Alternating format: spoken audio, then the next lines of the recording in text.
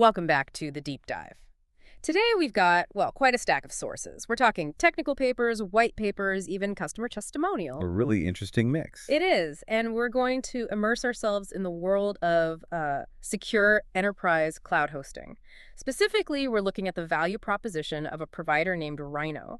And our mission today is pretty critical. We want to pull out the essential pieces of what you might call a definite blueprint for cybersecurity and manufacturing. Right. We really want to know what cutting-edge hosting provides beyond, just keeping the lights on. It's not about basic web space anymore. No, not at all. It's about proactive resilience. And we have to start with the stakes because they are, frankly, immense. Mm-hmm. For any enterprise, but especially in manufacturing where supply chains and data are so critical, ignoring this stuff is just, it's dangerous. We're not just talking about a defaced web page. Oh, not even close. We're talking real damage. The risks escalate so quickly. You see the spread of these sophisticated cybersecurity attacks, malware that can encrypt whole systems. Mm-hmm. And then you're looking at irreparable damage to your digital assets, your brand reputation. I mean, the outcome isn't a slow website. It's days, if not weeks, of catastrophic downtime. Days, if not weeks, of lost production. That's a terrifying thought for anyone in operations. So, okay, let's unpack this blueprint. If the stakes are that high, what's the promised solution? Where do we even start? You start with the foundation, the infrastructure. It has to be built for performance and really zero tolerance for failure. The core promise in the sources is being fast, global, and scalable. We've all heard those buzzwords, but what does that actually mean technically? They cite AWS cloud hosting with a 99.99% uptime guarantee. And then 1% difference. Yeah. It may sound small, but going from 99.9 to 99.99, that's the difference between nearly 9 hours of downtime a year and just a few minutes. In enterprise, that's everything. It's huge. And to get there, you need a really sophisticated architecture.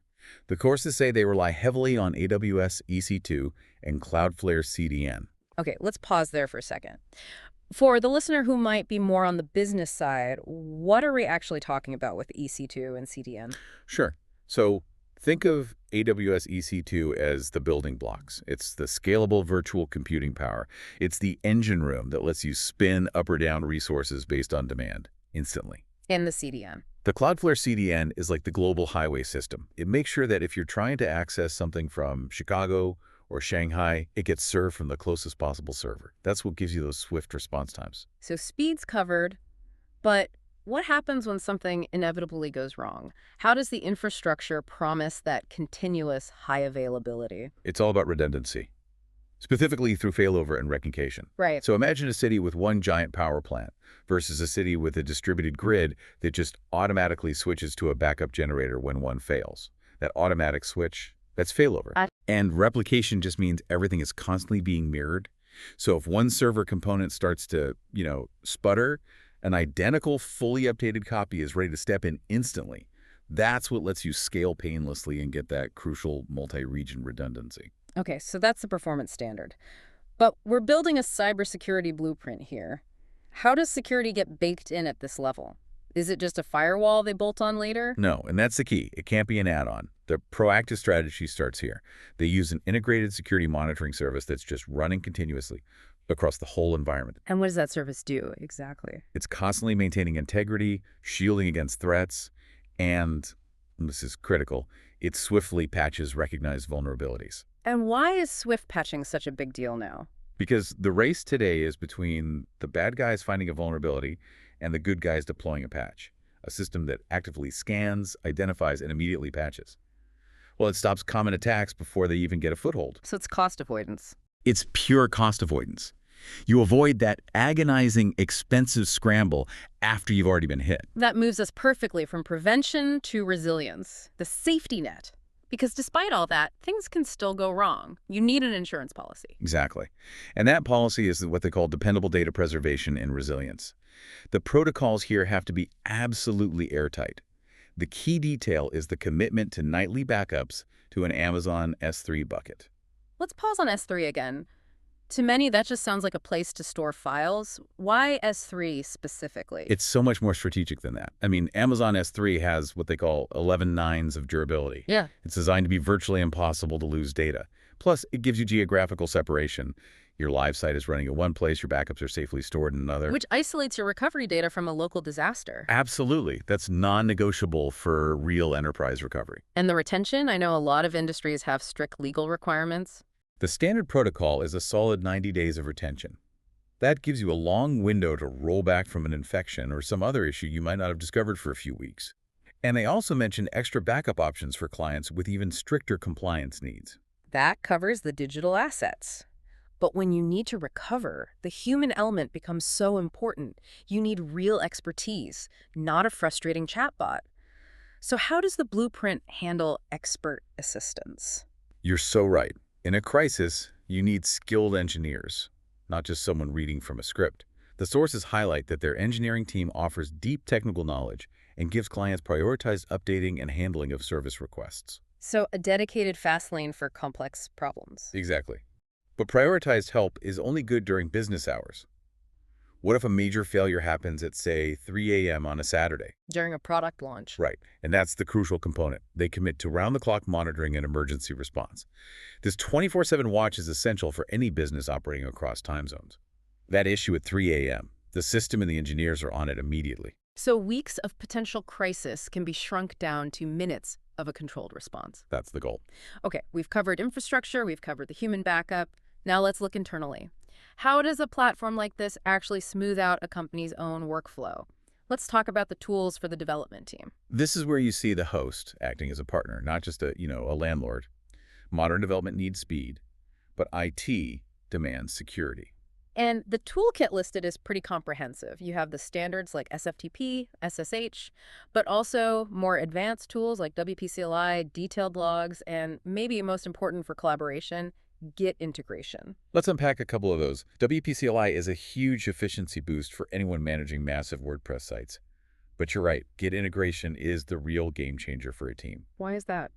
Because it means your entire development workflow, from testing to staging to production, is all managed through version control.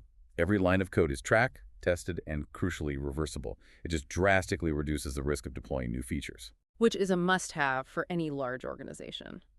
But how does this toolkit connect to bigger enterprise functions? We need to go beyond just making developers faster.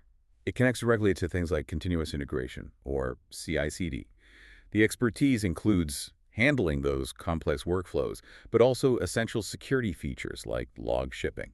Log shipping. It sounds abstract, but I'm guessing it's huge for compliance. It is. It just means automatically centralizing all your server activity logs. This gives security teams and auditors one coherent stream of data to track anomalies, prove compliance, or perform forensics. It's what allows them to, as the sources say, connect marketing and IT seamlessly. Ah, that old friction point. Marketing wants to launch campaigns fast. IT needs to lock everything down. A tale as old as time. But by handling the website within this secure, compliant framework, they act as that secure ally.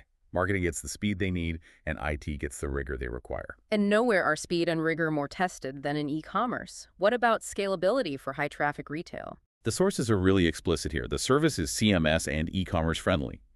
They detail that their scalable infrastructure is adept at managing even the most demanding e-commerce sites during those crazy high-traffic periods. What's the technical edge there? What gives them that confidence for, say, Black Friday? They're using the highest grade servers available in the AWS environment. So it isn't just about having enough servers. It's about having optimized, high-performance hardware that can handle massive numbers of simultaneous users without latency.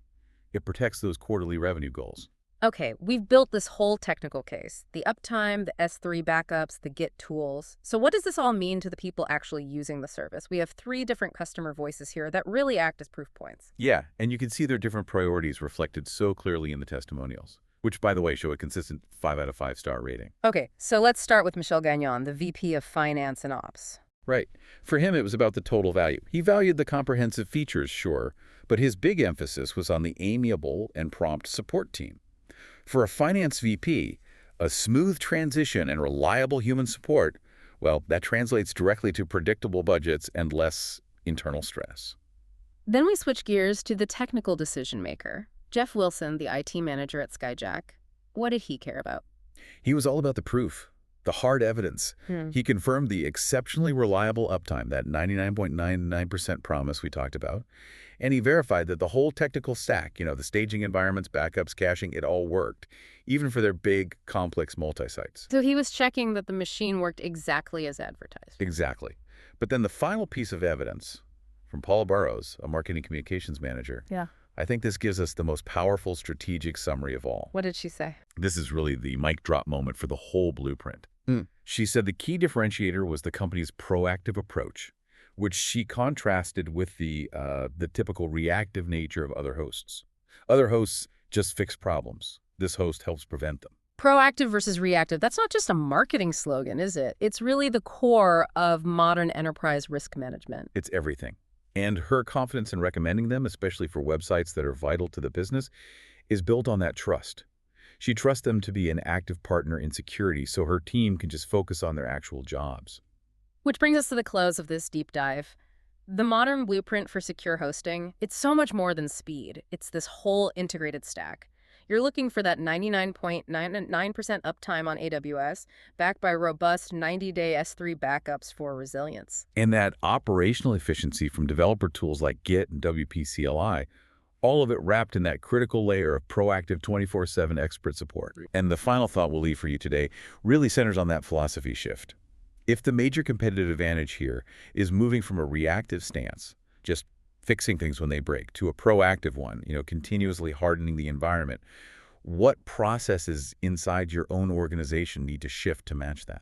What does proactive look like beyond just server security? Exactly. Across all your operations. Something to think about as you review your own operational readiness. Thank you for joining us for this deep dive. We'll catch you next time.